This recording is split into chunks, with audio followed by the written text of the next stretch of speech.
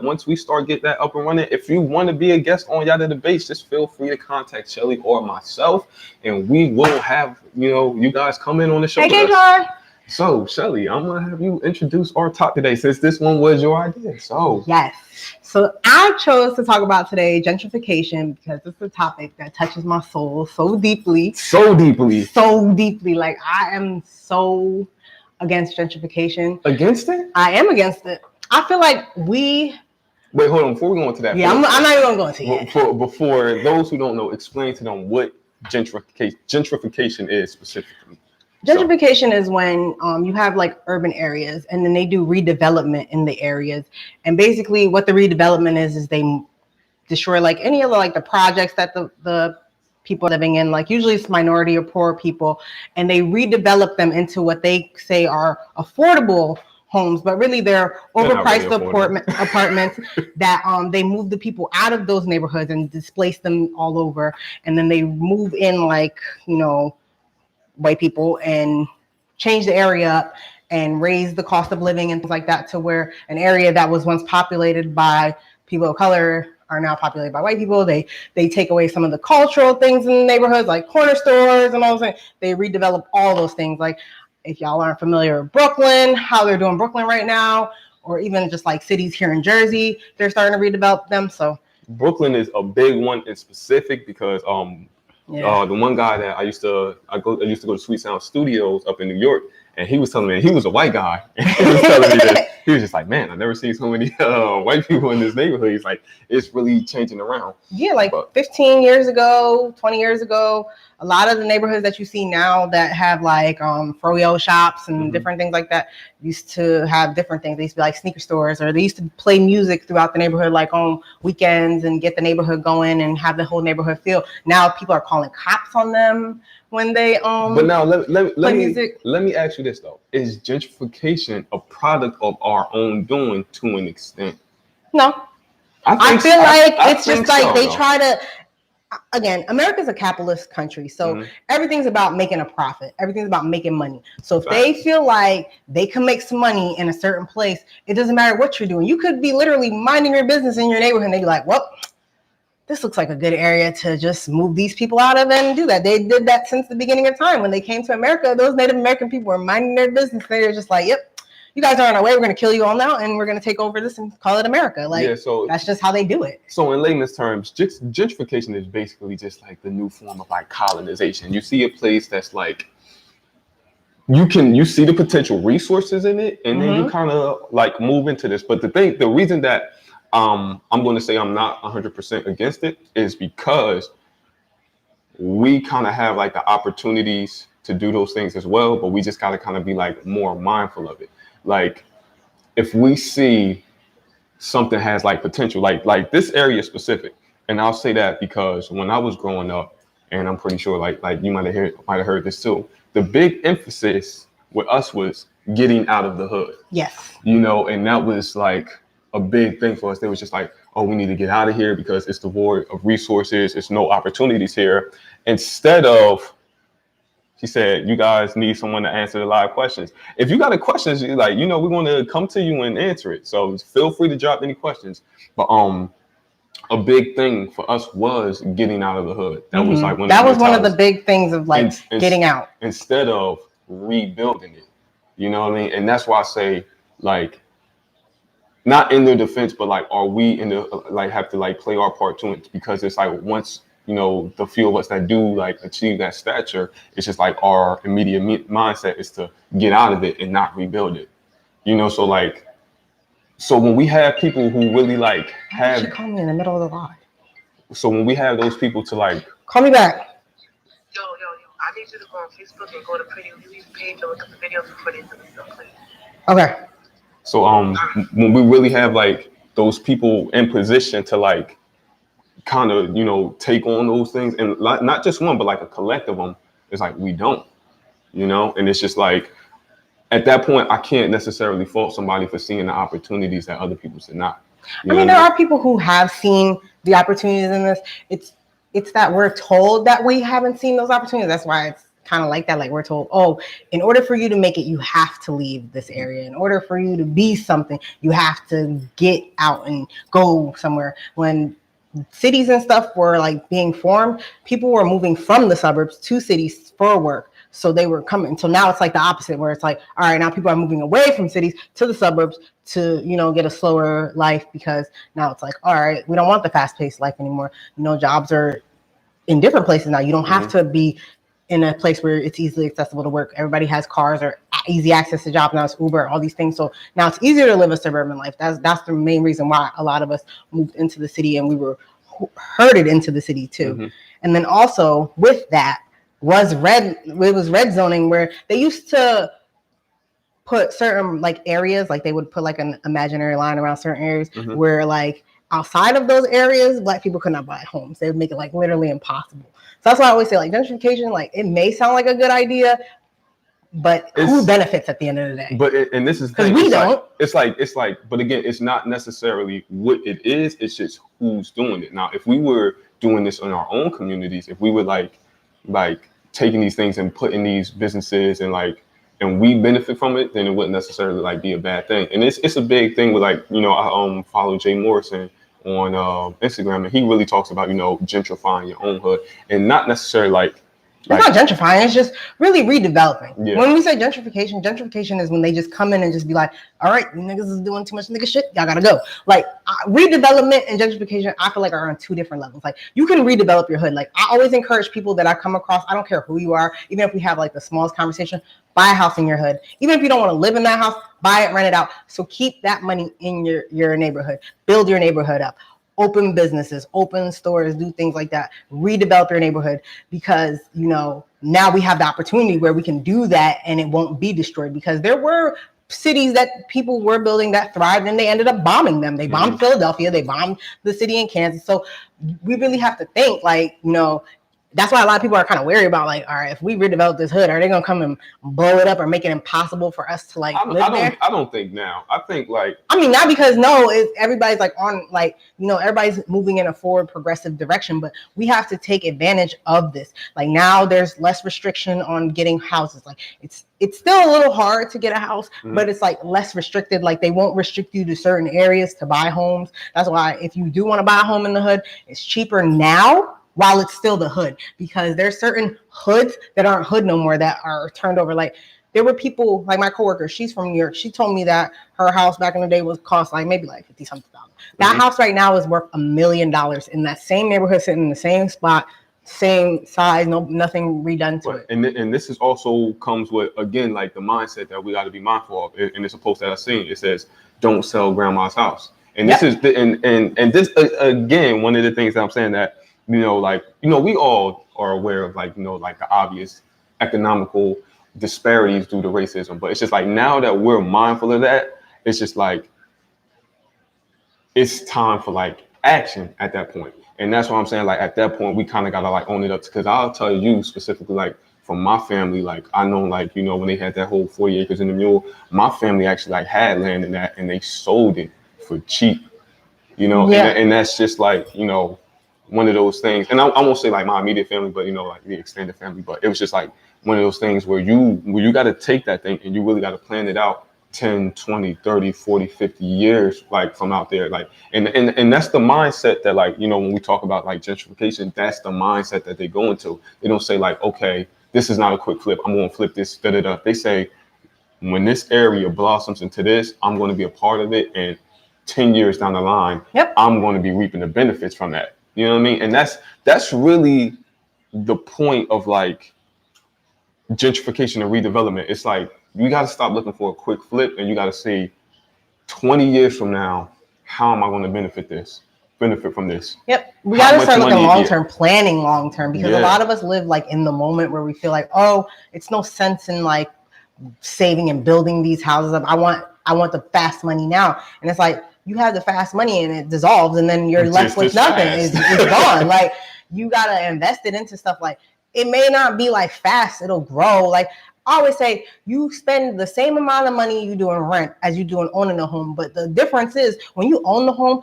that home is building its own wealth, its own equity, its own bubble. You can take from your home the money that you put into your home. Whereas your rental property, again, at the end of the day, those people could be like, well, your lease is up, time for you to go. Like, or they'd be like, I want to raise the rent now, like whatever. Like, and that's them. That's on them. They're the landlord. And you would want to call the shots. Like, you don't want to sit there and rent an apartment for 20 years and then your kids be like, all right, well, you can't leave them the apartment. Yeah. You just can't leave them that. Like, so and I think that's where, like, on our part, that's where a lot of us struggle, is like that inability to see things long term. Like, again, it's again, it's no fault to our own. It's just kind of like what we're fed, you know, like the fast life, fast this. That's why, again, I was saying last week, scammers are a big thing, because they was just like, oh, I want $3,000 now. I want this now. I want that now. I want the Ferrari. It's just like, and people don't look at it like. But even what we're fed and like the media and social media, like look at Instagram, like everybody's rich on Instagram. Everybody's rich. Everybody's rich on Instagram. Mm-hmm. But in reality, those same people will probably be renting those clothes, renting their shoes. I know a dude, right? He was flashing all this money on Instagram, right? And he still didn't pay his producer for those beats. But I'm just like, yo, what happened to that? Money all up on the arm. Sit there with like big stacks of money, but we'll sit there and have eviction notices, all this stuff like that. Like, these people online don't care about you. Like, they don't care how you live. They just want to, see that you're not doing better than them. So why not do your moves in silence and build your wealth that way, so that when you're 40, you're not pulling straws, renting places in debt and all that stuff. You're building your wealth now. Like, a lot of us in our 20s and 30s, we don't realize that this is our prime time. Like, so when we talk about that, because, and again, it's just like, this is one of the things that, again, that's being fed to us. It was just like, oh, just keep hustling, and you'll get there. But nobody ever really presented any kind of like step by step thing. Like, oh wait, the first thing that you want to do is make sure your credit is in order. Next thing you want to do is make sure you have this amount of money. Next thing you want to do is talk to a lender to see how much money. It's just like, it's no, like, I think, especially, and try to have at least one or two savings account, or at least invest your money in something. Like, we all see it every year. Watch. I guarantee you, I'll put a bet on this right now. Watch when January, February comes around, this tax season. You're going to see everybody talking about I can't stand the people who get XYZ amount in tax money. Those same people who get XYZ amount in tax dollars, invest it. Yeah. Invest it into something. Invest it into yourself. Instead of buying those bag shoes and all that stuff like that. Well, I'm not saying everybody does that, because a lot of people don't. A lot of people invest their tax money and use it to buy homes, buy things like that. But invest your money into stuff. Like, if you stocks, CDs are very good. Like, you don't have to do like a long-term CD. You can do like a short-term one if you don't want to do a long-term one, and the interest rate is not bad. And invest it into something. Like, and the thing is, like we were saying, with so much information now on the internet, it's so easy to like just Google this stuff and look up like a high interest savings account that's going to be earning you interest every year on top of like just the returns that you're going to see from it. And then even like, if you don't want to put like a big amount of money in there, like set it up where like, before taxes, before your check, have them take out a percentage, like maybe like, all right, take out 3% out my check and put it into a savings account. And that you won't even miss that money, because you'll never see it. By the time you get your paycheck, that money will be gone, long gone and done. And you'll literally be building itself. And I'll tell you like this, it's like for people that think that's like really impossible, and it's just like, okay, I don't really have like the money to invest. I'm gonna tell you right now, like I use the Stash app, that use this all, and I know there are better like robo investors out there, but from that, just doing like starting off with $5 a week and upping it to $15 a week, I could have like $1,400 in there, like just unconsciously, like money that I wasn't missed. And even though it's not like a huge amount, it's money that I'll put it aside and like it's there now. And it's just like, if I ever need to go to like access $1,000 just like that, it's there. And one thing that scared me, and I think this is the first thing that really started me on my financial journey, is I saw the post and they were saying that 80% of Americans don't have $400 to go to an emergency. And I was like, I'm part of that. I was like, oh no. I was just like, I can't do this anymore.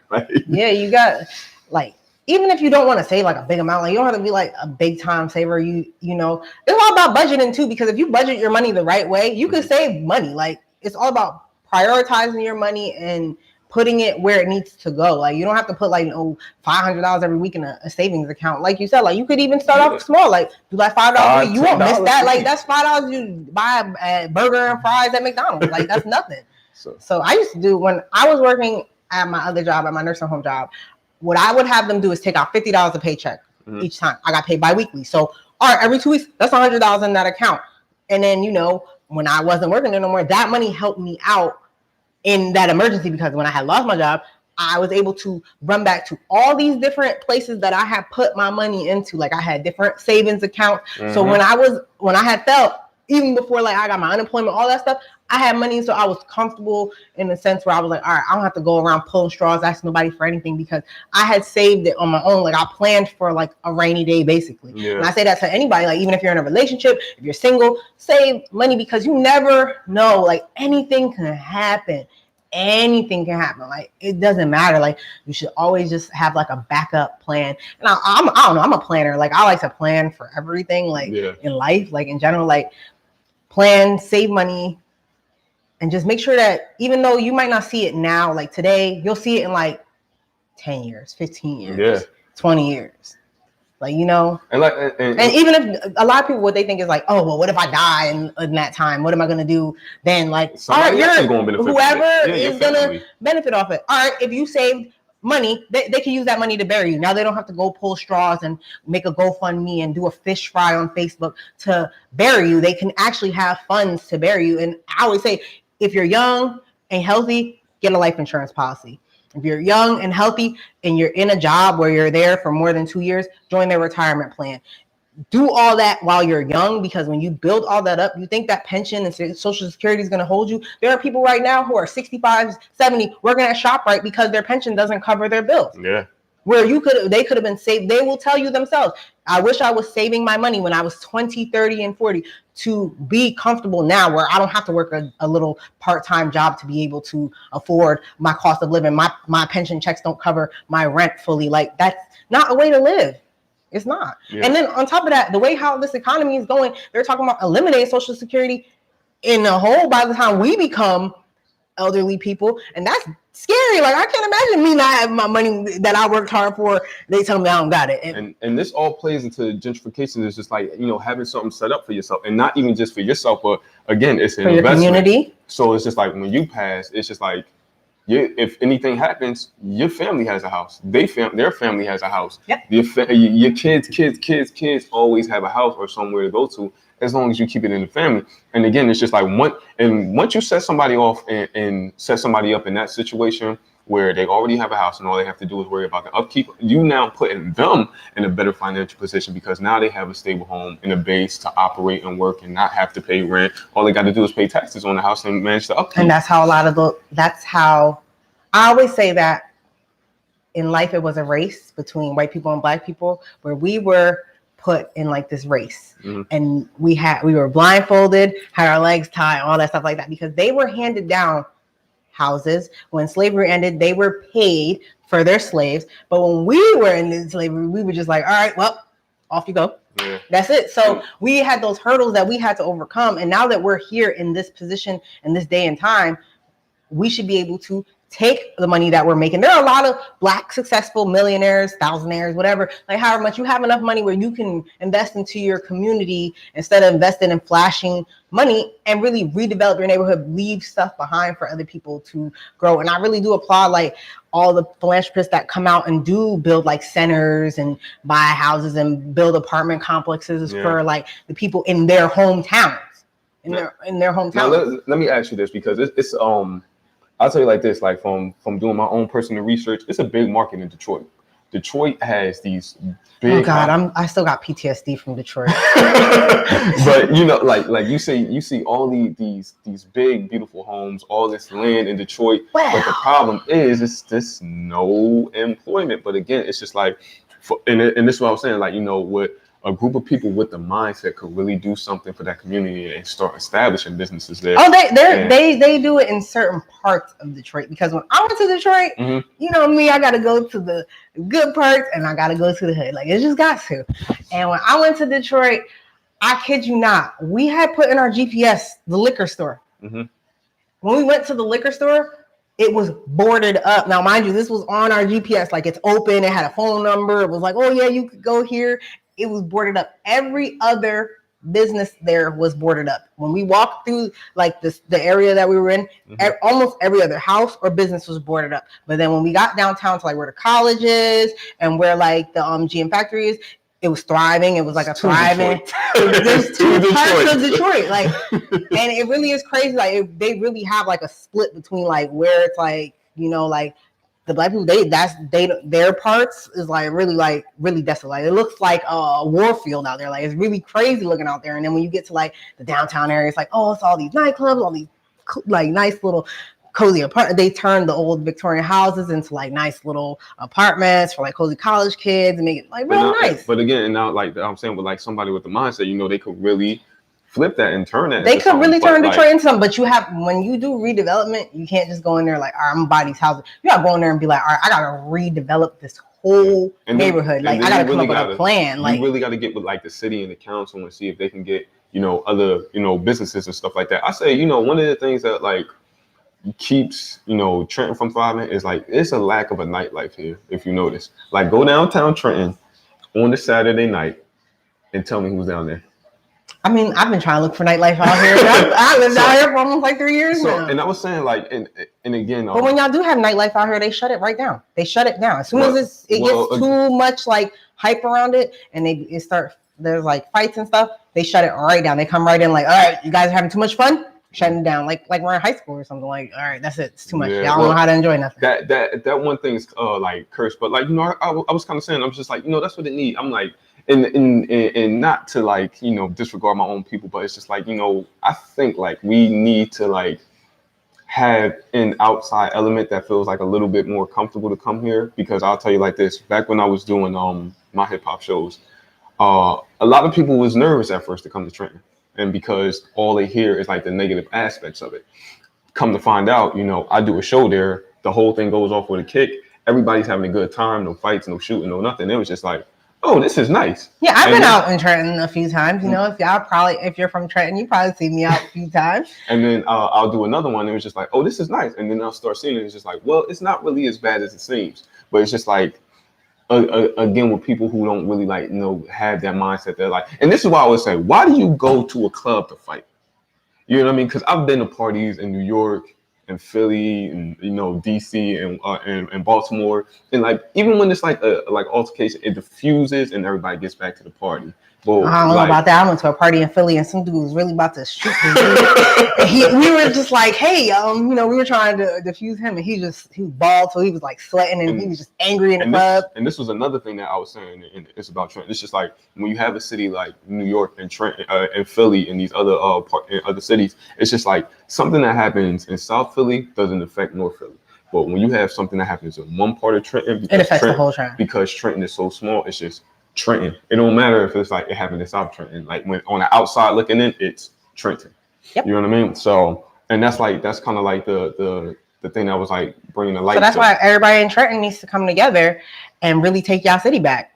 I'm not from here, but I would be more than willing to take some. One of my goals right now is to buy 2 row houses in Trenton. That's my goal right now. That's what I'm working towards right now. If y'all don't follow my posts, I've been posting about building my credit back up. I'm gonna buy me 2 row houses in Trenton, and I'm gonna really redevelop, like at least put my piece in. I can't redevelop the whole city because I'm not rich. You feel me? But again, that's what it starts. Like, you know, we never really like consider like how the actions that we do affect us. Like, again, like back to when I was saying with the shows, it's just like, you know, these guys that was just like, you know, rapping and never like really like knew what to do as far as like throwing their own shows. They seen that and then they started hosting their own things. Yep. So it's just like when we see other people doing it, it kind of inspires us. And that's like, again, when I see that, it's just like, well, you know, maybe I need to save some money. Yeah, because a lot of investors are afraid to invest into this area too, because they're like, oh, we'll probably lose more than we'll gain. Yeah. And it's like, all right, well, then it's time for us as people of this city to show them and prove them wrong. We use our own thing and really redevelop.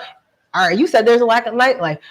We could come together, maybe like 10, 15 of us, and put together our money and open up a little spot, like a little safe haven spot, like where we can all like come together, maybe on like a Friday or Saturday night, and make it feel safe, and then like just really just get the ball rolling. Like, but we have to have people who are motivated and have those ideas to really like. You really need people that's on the same wave as you, because you'll have people that say like, oh yeah, I'm down for that, I'm down. But then when it comes time to really put the plan in motion, and it's not always about the money aspect of it. Like a lot of people get afraid of like when people start planning things, they be like, oh well, I don't have the money for it. Even just like doing like, all right, if you don't have the money, doing the footwork, like putting in the groundwork for certain things of like, all right, if you don't have the money, put some labor into it. All right, let's paint. Let's all get together, paint. Let's set up the spot. Let's get the spot decorated. Let's do that. Put effort. Look for the like stuff, like set it up, clean it up, whatever. Like we could do that, like manpower, all those things like that. It's not always financial. It's all about like working together as a village to like build our village back up.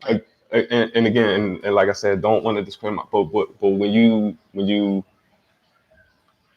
when you start planning these projects, it's just like, as much as we want to help everybody out, we understand that we can't always bring everybody aboard, because some people might bring the ship down.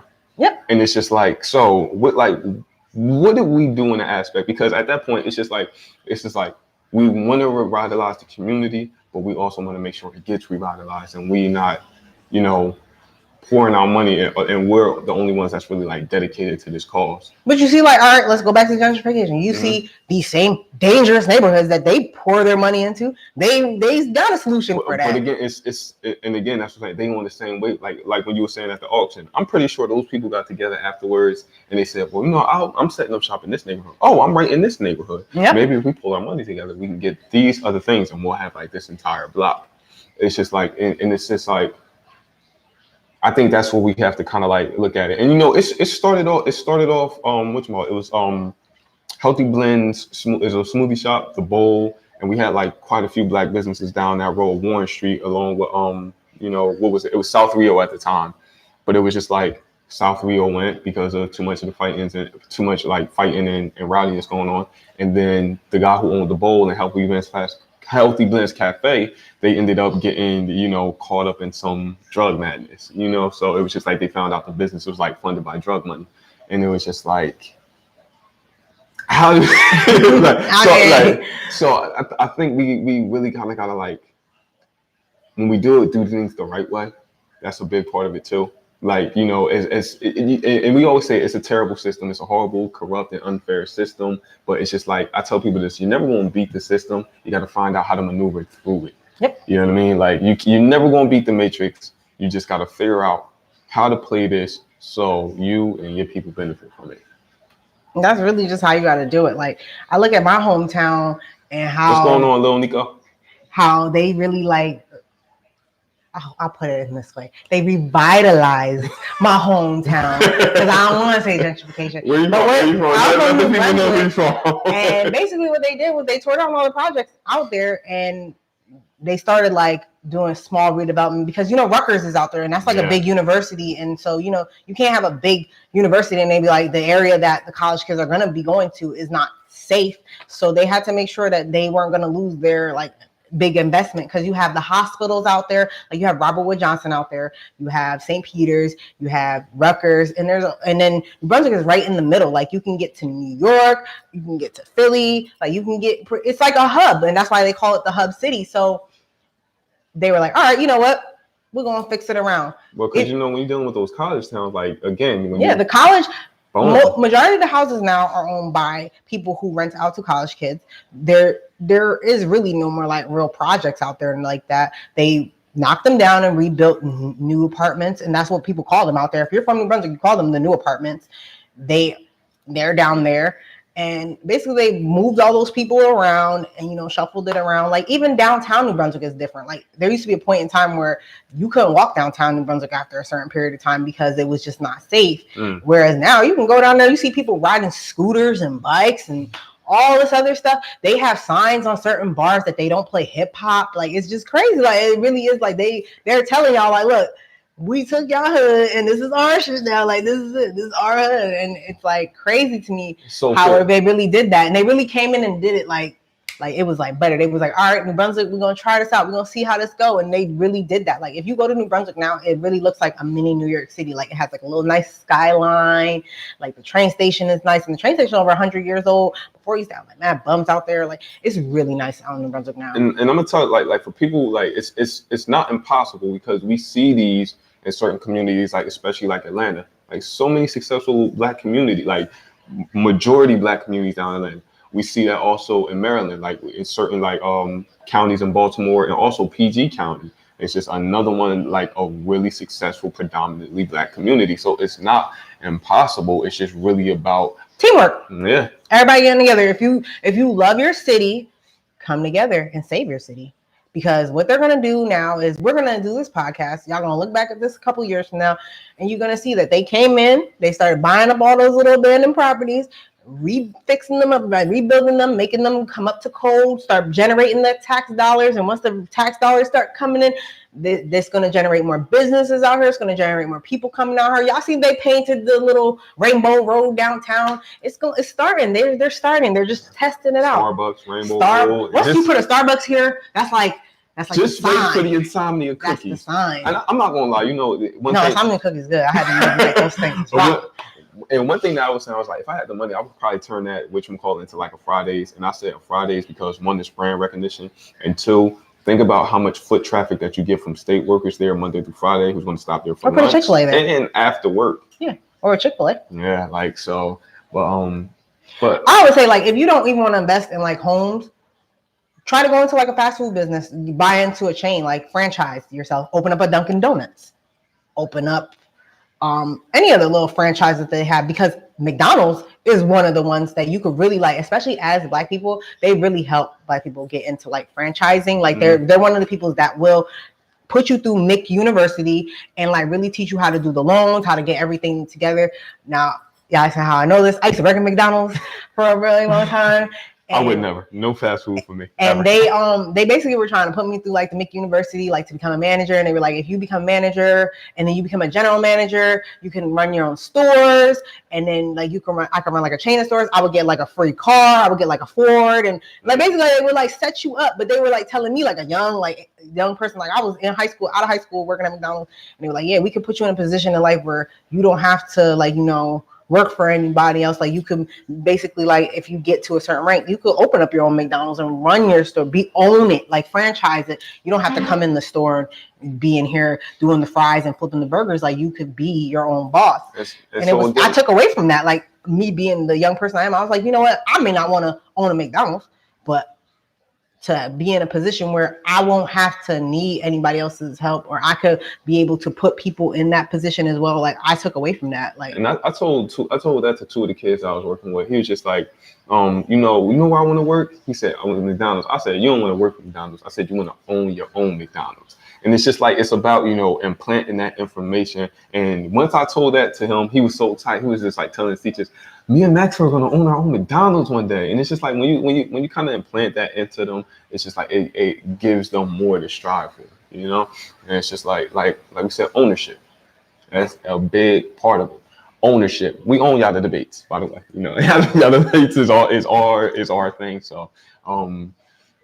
So it's just really about implanting that information into them early and just making it sure, again, like we were talking about, like just making it one of those things that's a staple that we teach them within our community, you know, about long-term planning, you know, really thinking about what to do with your money. And it's really not hard. Like if you want to start building credit at a young age, it's so easy with like a secure credit card or a credit builder loan. And I got to put this out for disclosure. This is not financial advice. I just got to put that out for like a disclosure. We don't need anybody coming back to well, such and such told me. Yeah, like I'm in no way a financial advisor. Don't listen to me. But start like, you know, putting them in that direction and really having them understand what credit is and why it's so important here. Why credit is so important here in America. Yeah, credit is important here in America because you can have all the money in the world, but you can't get a loan, and you're gonna need to use your physical money to do these things. So credit allows you to have that leeway to move around and live comfortably. Where like, all right, two people go into a car dealership. One guy got a 420 credit score. The other guy got a 720 credit score. Who do you think is gonna walk out with the car with no down payment? Who's gonna have to pay a $5,000 down payment? Mm-hmm. It's just like that. Like your credit makes or breaks you in America. Like that makes you be able to own a home easier, not have high interest rates because my phone just died. All right, well, that's the end of Instagram. Sorry, Instagram, we still here, YouTube and Facebook. Having that, like, people don't even realize that a lot of these places, based on your credit, will charge you a higher interest rate than somebody with a higher credit score than you. Guilty, because I had no idea about this, but when I went to go get my first car, they did me dirty. They were going to charge me a 29% interest rate, and once my brother signed on, it went down to like 22%.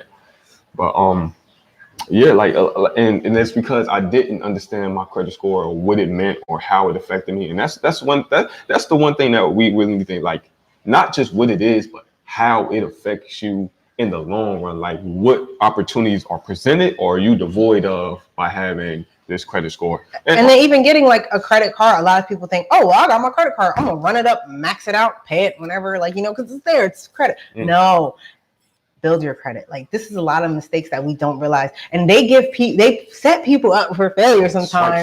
Swipe, they be like, oh yeah, here you go, he has a little bit of credit, I'm gonna give him a credit card with a $1,500 limit. And then you think, oh, I got $1,500 just on standby, like not knowing that you have to pay that back with interest. Yeah. Well, and this is what we need. We want people to understand. When they say interest, you only pay the interest if you're late. So if like, and that's what I remember Quan was saying, because he worked for a credit collection agency. They count on you being late because they want those late fees and penalties and interest rates. They want all of that, so they can't stand people who like pay their credit on time. You know what I mean? Or who barely use it. Like, they have a $1,500 limit, and they're like, "Well, I'm gonna buy $100 worth of stuff and pay that $100 back." But then, and you know how they do that to entice you even more? They put your balance up more. They're like, "Oh, okay. Like, oh, you were doing good for this last 6 months. We're gonna raise it up to $3,000," and you're like, "Wow, I got $3,000. Here's more money that you can use, right?" So, and it's just like, it's like I said, the big part of it is just like being conscious of that. You know what I mean? And that's what anything, and that's why I say, work on your credit score, because even when you go down to get a mortgage, like, this is one thing I was looking at. There was like, even if you get the lowest mortgage rate possible, you still might end up be paying like 1.5 times what the house is worth, even with some of the lowest interest rate. So imagine if you're going in there with like a 6, 7, 8, 9% interest rate on there. And I was doing the math. It was just like, it boiled down to like where a $250,000 house was going to be like over $500,000 over the 30-year period. Yep. So yeah, it's really important. And this all plays into gentrification. Now we're saying it's just like thinking long term. When you get this property, don't just think like, oh, well, this is just like my place to live. Like, no, this is a place where I can live, my kids can live, my grandkids, my great grandkids, and like you said, as long as it remains in the family, and as long as the upkeep is good and you staying cold and doing things the right way. Yep, because my grandparents still live in the house that they had bought years ago, like, and it's still there. My mom has a house, but this is not in America. This is in Jamaica. Like, they have their properties. Taxes? Yeah, you pay property taxes. You pay for your stuff, but once you own your spot, you own your spot. Like, you own your land, you own your home. Like, they're getting into rental properties now, things like that, which is good. I feel like that's good for the community, like, to revitalize Jamaica. But as far as back in the day, like, everybody owned their houses. Like, they all own their houses, they own their land, and they left land for their kids. So, all right, if you bought such and such amount of acres of land, you left this much amount of acres for this kid, this much amount of acres for this kid. They can build this acres, or you can sell it, whatever. But majority of the time, what they would do is they would just build on top of that. Like, they would keep it in the family for years to come. Like, all right, if I die, I'm leaving you this property and stuff like that. And that's what we need to get into here. Like, building wealth for our kids to come. It's not about us being wealthy. Sometimes we may not even reap the benefits of it, but our kids might, and that's what you got to start looking at. Yeah, because then, all right, think about it. If you're not worrying about shuffling for rental property and things like that, you can be able to put your money into, like, oh, all right, I have my mortgage. I know my mortgage is always the same. It's always going to be the same for the next 30 years or whatever, if you have a fixed rate. But if you have, like, another type of mortgage, then it's a whole different story. Do they give adjustables anymore after 2008? I would hope not. But I feel like they do sometimes. Yeah, like if you get a nice flat picture, you're like, all right, so now I can budget, and now you can plan for your kids' future. You can start college funds for them. You can do this and that. Now, when your kids grow, they don't have to shuffle like, oh man, I'm gonna have to work at such and such to pay for school. Like they're like, all right, here you go. There's a what is it? Gerber. Gerber has like a life plan for kids where it's not like, it's like a life insurance policy, but when they get to 18, they can do whatever they want with the money. And it's usually like $20,000 or $30,000, depending on how much you pay. And your kids could pay for their school. Like if they don't have a scholarship or whatever, like you don't bank on them like being like star athletes or super smart scholastic kids. Like be like, okay, well, here you go. When you're 18, I'm going to sign this over to you. Here's your college fund. You can go pick the school of your choice, go to college. You don't have to worry about anywhere to live because you can live in our house. You don't have to move out and get an apartment because our apartment is too small. You can stay in your house and then save your money after school when you graduate and buy your own house if you'd like, or, help us fix up this house. And one thing that is important is like, it's teaching these things to your kids because, I read the book, Richest Man in Babylon, and he's like, his son came from a wealthy family, but when he sent them off, he gave him the 5,000 in gold and then the clay tablets with the wisdom. And he's just like blew all his money. So it's just like, even if you set people up in a position, still make sure that they're mindful of these things, that they do still understand that the interest rates and APY and APR and a 30-year fixed mortgage rate, the tax code, understanding a tax bracket, whether they pay taxes or if they get an income tax at the end of the year, really ingrain these things in them, because you could set somebody and they don't teach these things in schools and don't depend on the school system to teach your kids these things. You have to teach them yourself, because I learned a lot of things in school that I haven't retained, but a lot of things that my parents have taught me I've retained in life. I'm gonna tell you like this. This was actually presented to my knowledge today. It's just that it was I don't know her real name, but her name's Mocha, and she was telling me that they actually do now offer, like when she was going into high school, that they do offer financial literacy classes, and she was just like, a lot of y'all motherfuckers just wasn't paying attention. But it depends again on the school system and where the tax money is going. If you live in a place that is majority rental places, there's not a lot of tax dollars being funded into it, where you have a lot of places like the suburban towns that there are people investing their tax dollars into the schools, roads, and all that stuff like that. Yeah. They are offered more in those areas. Like when I moved from New Jersey to Pennsylvania to the Poconos, I took classes that were not even offered out here. Like, and I was in a different like learning level and all that stuff out there. Like, and it was different for me because I had electives that people out here, like when I came back to New Jersey, they were like, well, we can't do nothing with this because we don't have that class here. And I'm just like, so what am I supposed to do?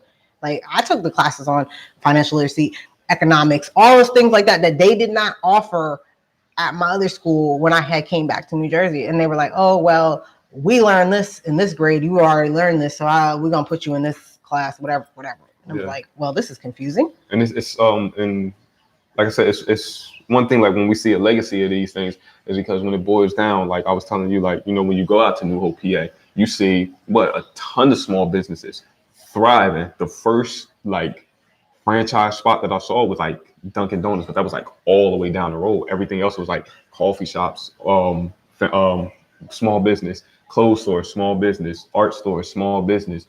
Instance, they had like everything, and it's just like they probably like own these buildings, and all they really have to do is account for the product.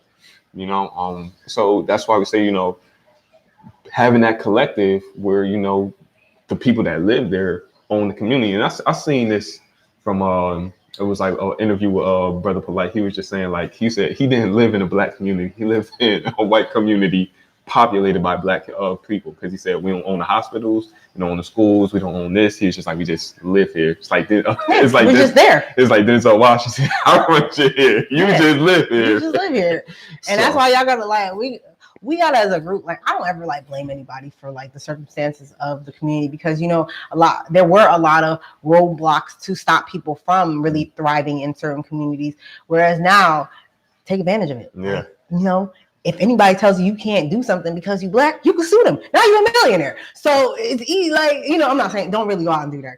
I'm using this as an analogy because I read that in the paper today. Like some guy, he got turned down by like this hiring agency because he was a man. They were like, oh no, we're looking for a woman. And he's suing that hiring agency because of equal opportunity, you know, all those things like that. They're more into like, everybody's so afraid of getting sued. Everybody's so afraid of like being called a racist. That's like the worst thing right now to be called. So it's like, you know, take advantage of all these things. Go out, try to get a business loan. If you can't by yourself, try to get like a few of your trusted friends and y'all go into business together. If you don't want to own, like, if you don't want to sell clothes and do like the cliche things, try to open up a little like franchise store. You want to know what I think it is? I think being racist isn't as profitable as it used to be. Yeah. No. So it was just like, all right, well, this isn't working out anymore. So we might as well just open up the floodgates, you know? Yep. So like, you know, like back then it was really like, you know, an economical thing. It's just like, you know, if I have it, then if they have it, then they're taking it away from me. And it's just like even start opening up art for like, you know, think about Black communities. Like I hate, you know, the stereotype of like, oh, there's so many different people in Black communities. All right, if you don't like these nail salons, like I have an ongoing battle, love-hate relationship with nail salons right now. If you don't like these nail salons, open up a nail salon, a Black-owned nail salon. Open up these businesses and get the money coming in. Y'all always complain about how all these different people are coming into your neighborhoods and buying up your stores and neighborhoods. Do it yourself. Buy it yourself. Open up your store. Get the support of your community behind you to back you, because that's ultimately what's going to make you or break you is your community. Yeah. You know, do it yourself. Like I don't believe in like, all right, we go to like certain hair, like Asian people for like hair stores and stuff like that. Because think about it, there's a lot of distributors online and directly from China that can help you get like hair and hair supplies, and we could open up our own beauty supply store out here. There you go. Now you got a Black-owned beauty supply store. If you want to sell clothes, there are a lot of open storefronts out in Trenton that you could just go in, purchase, get it up to code, and start selling your clothes out of there. Or, you know, maybe even open up a grocery store. They're trying to close the grocery store over there on Pennington. Why don't we come together as a community and open up a fresh grocery store, like a fresh food grocery store as a community together? Like this is a community effort. Like you can't just depend on like one or two rich people come in and save us. Like there's no Black Jesus that's gonna come in here and save us. We have to do these things ourselves. Yeah. Like it can't be on the back of like one person. Oh my God, my contact just got stuck. But you can't back this on one person. Like you have to do it in the whole like spectrum. Oh my God, hold on. I'm a technical difficulty, guys. My contact just blinked out of my eye. But I think like you were saying, come together as a community and like really just get those things, you know, again, like before y'all take it on to that level, really jump it off for yourself by like, you know, doing those things we talked about, like, you know, saving your money and building your credit score and really having, you know, those things. Cause it's like when you present these plans to people, you want to really kind of like have like the plan set and it's just like in the capital to back it. You know what I mean? Or you don't want to go and be like, all right, you guys, we're going to start these stores. And then your credit score is like 300. Like they're going to look at you and laugh. They're going to be like, you can't even get a business loan. Yeah. Or if you looking to do some redevelopment, they were just like, well, you know, how much money or like do you have? Like, you know, especially being the front runner of this idea, you know, you really want to kind of have like that backing it. And that's like with anything that I did. Like if it's like a project that I'm working on, you know, I have my funds in order. You know what I mean? To make sure it's just like I can carry the ship on my own if need be, but it will be it will be way easier with your guys like assistance, and everybody can profit from it. And then if you get in with the city, you could open up these jobs and be like, all right, I'm going to hire people in the city. Like I'm going to hire people who live in the city and generate the money in the city. Like, you know, even like somebody who could open up a bike line, like open up the little, like, you know, the little city bike things, like put a little, you know, little city bikes around the town, like rent out bikes and stuff like that. Like, you know what makes a lot of money too? Those damn small coffee shops. Like people just love these small coffee shops with a coffee. Or a froyo shop. If we get a froyo shop out here, I promise y'all gonna have some money in here because everybody loves froyo right now. Like, that's like the thing. Like froyo and tea and coffee and things like that. Anything that's like, you know, you can take a picture of it on Instagram, like that has aesthetic. Like you remember like back when they used to promote, we was talking about this before, like they used to promote those real wacky food items and they would draw people in. Like you can even do it like that. Like bring profit into your hometown, into your you know, where you live. You want to stay where you live. You know, we always have this idea of picking up and moving. Like me personally, as a person who's been moving around her whole life, like sometimes you want to just stay in one spot and just want to relax and just want to just stay and build something. Like, and I think that comes with like just having like a sense of pride in your community. It's just like the reason that people want to leave is because they really don't like the community that they live in. There's no pride really. And running away from anything, like I say this in life, like in general, like not even just from the community, just running away from your problems in general, it's not gonna stop the problems. It's still gonna be there. Like whether you go back or you run away from it, it's gonna just be a different problem in a different city. Like, all right, you leave the killings and stuff like that. Now you go to a town where you may not be welcome in certain spots. You may go into certain spots feel uncomfortable, or you may not be able to afford certain things that other people in this town can afford because a lot of them don't have the expenses that you have. Like they've been living there their whole generations. Like your grandparents own the house, their great grandparents own the house, so they're not paying what you're paying. You paying mortgage and property taxes and all this stuff like that. Where these people are just paying their taxes and going about their day. Like, just something to think about. Just think long term. Like that's long term plan. And that's the first thing. Really think about it long term. Don't think about like the next day to the next day to the next day. Think about like 5, 10, 20 years from now. Yeah, that's why when I meet people, I always say like, "What's your 5-year plan? What's your 10-year plan?" And I'm gonna be honest. Like I was guilty of that. Like back when I was like 23, and the girl I was dating, she was just like, "Well, what's your 5-year plan?" I'm like, "5-year plan? I'm trying to make it to tomorrow." Yeah, a lot of people are like, "Yeah, I don't got no 5-year plan." Like, what are you talking about? And I'll be looking at them like, "What? Don't you got kids? Like, don't you want to like you don't want to set your kids up for something nice, like something in life, like." And even I'll say this, even if it's not like even 5 years, kids. Even if it's not 5 years, just have like a goal. Goals in mind, like saying like, all right, like I want to have this much money saved by this time, or I want to start investing in this at this time, or I want to fix my credit score and have it. Yeah, and you don't have to start off big, like, all right, I want to buy a mansion. Yeah, be realistic. I always say like set like small goals. Like have your how I do it is you set 3 major goals and then you have your daily goal, your monthly goal, and then your yearly goal, and do it like that. Because I read on Instagram, this quote sticks with me like now. It says, "It's better for you to start working on your 5-year plan today than to think I have 5 years to work on my 5-year plan." Because guess what? Even though you might not get close to finishing it, you're closer than if you were thinking you had 5 years to do it.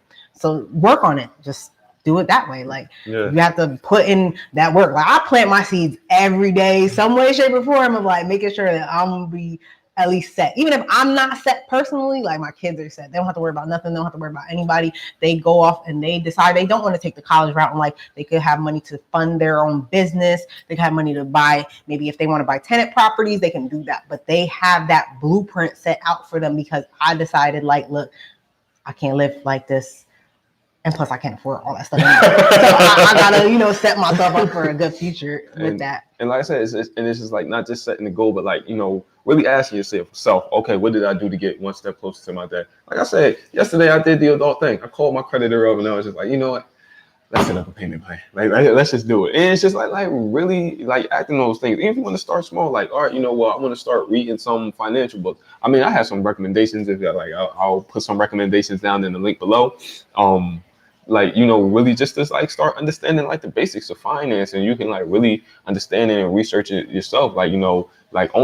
Understanding like the tax code on a basic level, understanding what compounded interest is, understand what returns and dividends are, and all these kind of terms. And this is like, it's when you really look at it, it's not anything like that's super complicated. They just sound it's really like, crazy, but it's really simple. It's really just like different ways of saying like, this is your money. This is your money. This is where your money is at. Like that's basically all it is. It's nothing like crazy. Like they're just telling you different ways. And like my suggestion is go into like a bank and talk to like a financial advisor and see like different ways to set yourself up in ways where you can have like different savings accounts, because you could have like go into your jobs too and see if they have a 401k or IRAs where you can invest your money into and see if they match you, see what kind of plans they have, where that could set you up too in the long run as well too. Like just go and like see different ways of like setting yourself up where you could be able to, have your money go where you need it to go, instead of like, funneling your money out into different things that you may not see any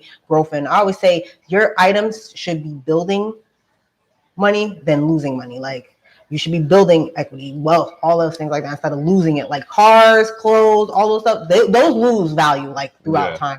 But your house and other things that build wealth, like your savings account, stocks, all those things like that, if they're doing well and you invest right and you know how to understand how it goes, you can really like set yourself up real good, nice and like. I'll tell y'all right now, this is not financial advice, but stay away from them damn penny stocks. Stay away from them shits. Get something that's like I'll say something that's like a staple. I'm like Apple products. Invest in Apple products. They're staple. And when you start really getting into it and you start really doing your research, don't just look at the company, but look at what they have planned. And that's what I was telling people. I'm like, right before right before Apple released their credit card, they had announced it like a couple months back, and I was just like, well, I'm going to pump some money into this because I know this is going to be big. And it's just like really like thinking like with that mindset, like, you don't got to be like the wolf on Wall Street, but just like think like, for your future. Yeah, because that's like day trading. That's like buying and selling stocks like throughout the day. You just got to think for your future. Like you're basically look at it like you're planting seeds and you're waiting for your little flowers to blossom or your little tree to grow. Like it's not going to just sprout up overnight. You have to put some work into it. You have to, water your tree, plant your seeds, water it, take time. It's like some kind of like some kind of commonality between gardening and investing, right? Yeah. Right there.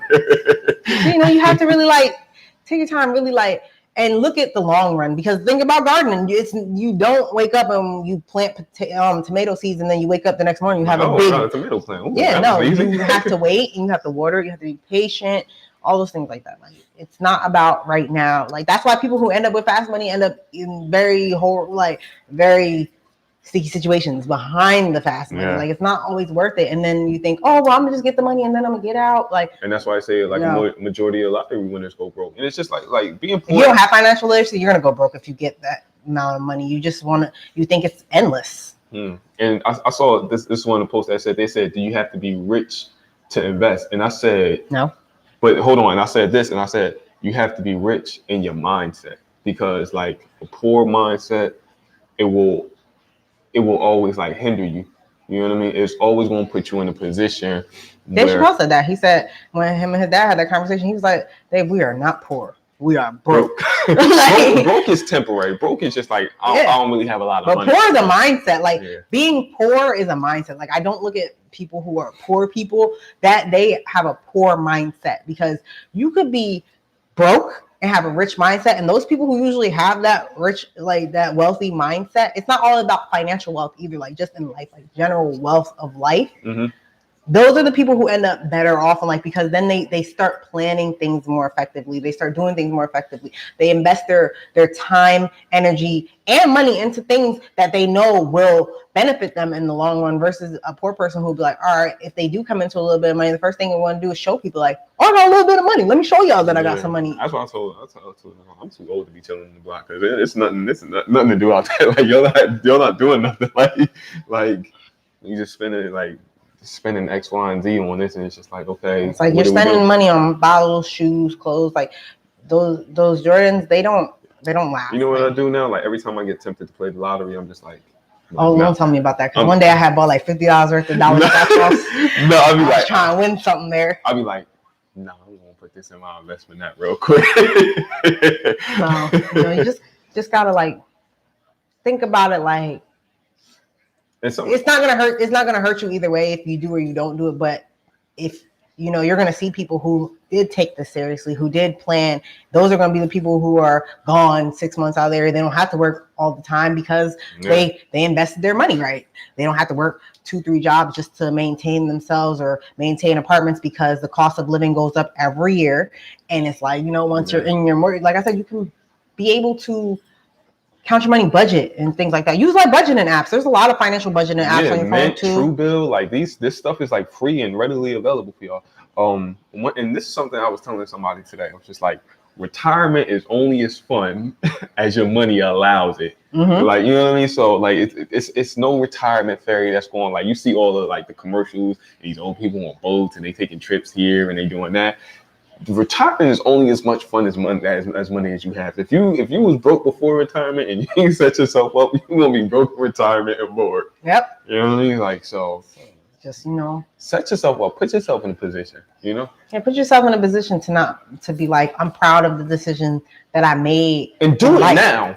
Do it now. Like if you're watching this, like I encourage you to like look at it and invest in that. You don't gotta go out and be like, all right, I'm gonna take my whole paycheck and put it in. It's like, don't do all that. Like, just like think about like, all right, you know what? Maybe I should put like $5 or $10 in my savings account. Like, every time I get paid or something like that. Like, maybe save, a couple of dollars here and there and just put it in something like open up a CD account. CDs are so easy to open if you have a bank account. Like going to the bank and be like, I want to open up a CD account. Take $200, do that. If you can. If your credit isn't jacked up, apply for a nice secure credit card. Like some banks do that where they'll give you like, all right, you can put a $300 deposit. And then, as you go along, it helps you establish your credit, bring your credit score up. If your credit is damaged, find people, not the scammers online, but find people who can help you repair your credit in a way where you can be able to contact your creditors and things like that, and be able to dispute certain things that aren't on your credit, or work out settlements with them. Or if you want to take the hard way out, you could just wait 7 years for it to fall off your report. But that's 7 years. That's not always guaranteed, because I just learned through Credit Karma that if you don't say anything to them, they can renew that for a little while longer if you don't respond or anything for that in that 7 years, and extend it for up to, I believe it's 10 or 11 years. So try to work on your credit, and it makes your credit score go up. If you settle, your credit score goes up like almost 23 points. If you pay it outright, it goes up almost 25 to 30 points. But if you wait the 7 years, it's going to go up like 20 points. But who wants to wait like 7-10 years for your credit score to go up 20 points where you could like work on it and really get your points up? Like I've been slowly working on my credit for the past like year and a half and change like that. And my score went up 170 points. I didn't have the best credit in the world, but I came from like a hard place in life where now I'm more like, I've always been a planner, but it's like when you go through hard situations, especially like losing jobs and stuff like that, you have to like, make certain rash decisions and things like that. But now it's like, I'm in a position where it's like, I don't have to do all that. So I'm going to invest my money, save my money, build my credit back up so that I can be in a position to be like, all right, I want to go somewhere and I want to get a loan, and be able to do it without them saying you have to get almost a 30% interest rate, thing like that. I don't want to do that. I'm not doing that. So I want to put myself in a position where I don't have to do that. And a couple sponsorships here. If y'all are looking for a secure credit card, I would tell you my first one was the Amazon Prime Store card. And I know y'all love Amazon, so they give y'all like I think what I got was like $40 in like reward credit. So not only do you get that, but you get $40 in reward credit, which you can use to pay down your credit balance actually. So you can buy something and just use the $40 credit. And if you guys are interested in investing, I will leave my stash link below. And you can get $5 to invest, and you get the service free for an entire year. So I will leave those down in the link below at these videos. Or get a store credit card if you don't want to do it, that way either. You can get a store credit card. Go to any different like department store, any like grocery store, anywhere you frequently you will use the card. Get a card there, and try to see if you can get approved. If you don't have too many expenses, they also do have self-lender. And what self-lender is, basically take out a loan to yourself and they put it in the form of the CD, and you just choose how much you want to pay each month, and it's a credit builder loan. And if you got a credit union, you can actually go to your credit union and get a credit builder loan. Well, too. Credit unions, I always say, are really amazing as far as like building your credit, helping you with home buying, helping you with classes, helping you with financial literacy. Like getting into a good credit union is like gold. Like magic right there. They'll just help you out like phenomenally. I don't know why we just drop all these gems on y'all. Like, I know. Y'all the debates here, informative and entertaining at the same time. That's why they love us. What it all boils down to as far as gentrification is, with all of that being said, we could take that and we could do our own form of gentrification, or as I like to say, revitalization of our communities, and really rebuild our communities to the point where we won't need any outside help or funding. They won't call everybody in the community stereotypical names like welfare kings and queens, drug kingpins. They won't automatically assume because you have some kind of wealth status that you're a drug dealer and things like that. You can be like, no, I own this business. It's clean. I do X, Y, Z. I own this. I do this, and do that in that way, and be, we could all contribute to this community and really try and be like what it was back before, like when the mill workers were here, when everybody was here, and really make it into a city. I'm not even from out here, and I want to rebuild this city with y'all because I just see it myself, the potential in the city. Pretty soon we're gonna start saying you from here. When you get those 2 real homes. Yeah, when I get my 2 real homes, I'm like, yeah, I'm from here. Yeah. So, and I always tell everybody that's always been like a big dream of mine. Once I came down here, like I'm from up north, so when I came down here, the first thing I did was I was like, oh my God, this city is crazy. But then once I really like started being around people from out here and really like talking to people out here, and that's one thing like a lot of people say, like I just talk to like mad people, like I'll just like, okay, let me just get a feel of the city and stuff like that. Like I want to learn the history of it, everything like that. I'm like, you know what? These houses have so much potential. They're not the McMansions with no characteristic. Like a lot of these older homes have a lot of characteristics that you can restore and really like this history. Like some of these buildings are 110, 115 years old that you could really like, if you find the right investor and the right people, you could really turn this into like a little gold mine. It's a little gold mine. So I'm just saying, you know, I'm gonna do it because I like old homes. I don't care about ghosts, none of that stuff. Like me and the ghost will be sitting there chilling. I'm gonna fix a little more home. I like what you did with the place. Yeah, and you know, I'm not gonna go in there and make it like modern too much. Like I'm gonna try to preserve the history of the homes that I do end up with if they are older, and make sure that, you know, I remember the city where it comes. Because when I went to Detroit, the house that we were staying in was an older home, and they tried to preserve it as much with a little modern twist. Like I think the kitchen was the only thing that was really modern in the bathroom, but like they kept the original brick on the wall, they kept the original staircase, they kept everything like the original way that it was from when the house was. And the house was old. It was like, I think it was like 105 years old, and you could still hear through the walls, everything like that. They didn't soundproof it. Like they didn't go in and do anything more than just regular like upkeep, like make it electronically safe, like, you know, with updates to the electricity and things like that. But, you know, they really tried to preserve the history of the home. And if you're watching this and you do have the capital to start doing these things, it's easy as just going on Zillow, Trulia, Craigslist, going around the neighborhood, seeing for sale signs, or just going to auctions. We just passed the auction, and you know, I've heard mixed reviews about what happened at the auction. I didn't go because I'm not going to go until the next auction when I know that my money is good, my credit's good. Nobody can tell me, oh, you can't get it because of this, that. Nope. I'm going there and be like, I want that one, and that one over there. And that's just how it's going to be. But you could go to these auctions and buy these foreclosed homes.